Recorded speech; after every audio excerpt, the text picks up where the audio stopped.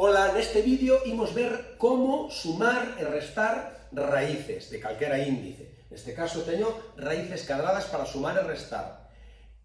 Realmente non hai ningunha propiedade que garanta que ao sumar dúas raíces quede eso dunha maneira simplificada como unha única raíz. Isto non pasa, por exemplo, co produto. Sabedes que a raíz de 2 por a raíz de 3, unha multiplicación, sí que é unha única raíz de 2 por 3, de acordo? Isto non pasa coa suma. A raíz de 2 máis a raíz de 3, en principio non é nada que eu poida simplificar, de acordo? Quedaría así. O resultado, aquí a raíz de 6, pero aquí o resultado sería raíz de 2 máis raíz de 3, non podo simplificalo. Entón diredes, por que estamos grabando un vídeo de como sumar raíces se non se poden en principio simplificar?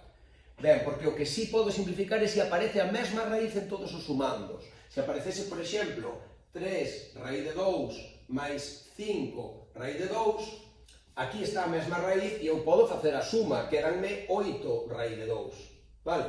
Entón, isto de alguna maneira é o que vou intentar facer nese enunciado que temos aí. Conseguir, factorizando os radicandos e sacando fora da raíz todo o que poida, conseguir que queden todas as raíces iguais para poder facer algo deste estilo, que me quede todo en función dunha mesma raíz e poder agrupar os termos que teñan a mesma raíz aí multiplicando.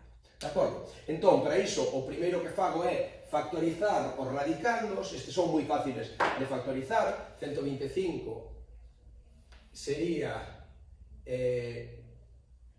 5 ao cubo, 45 entre 3 son 15, entre 3 son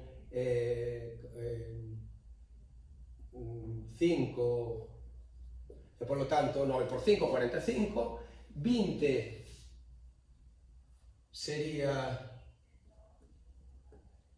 4 por 5, e 80, pois 40, 20, 10, 5. Vale, entón, teño aí factorizados os radicandos, podo escribir isto como 5 pola raíz de 5 ao cubo, máis 6 pola raíz de 3 ao cuadrado por 5, menos 7 pola raíz de 2 ao cuadrado por 5, máis 3 medios pola raíz de 1, 2, 3, 2 elevado a 4 por 5.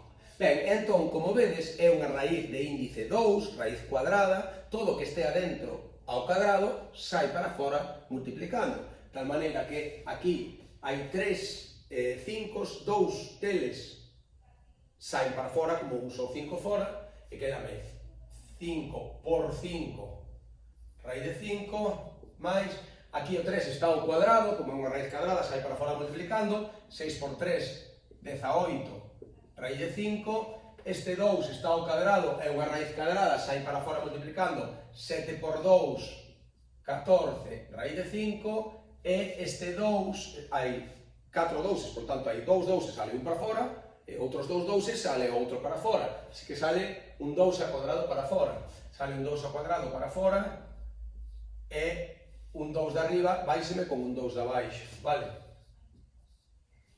Entón, xa teño 25 raíz de 5, máis 18, menos 14, máis 6, vale?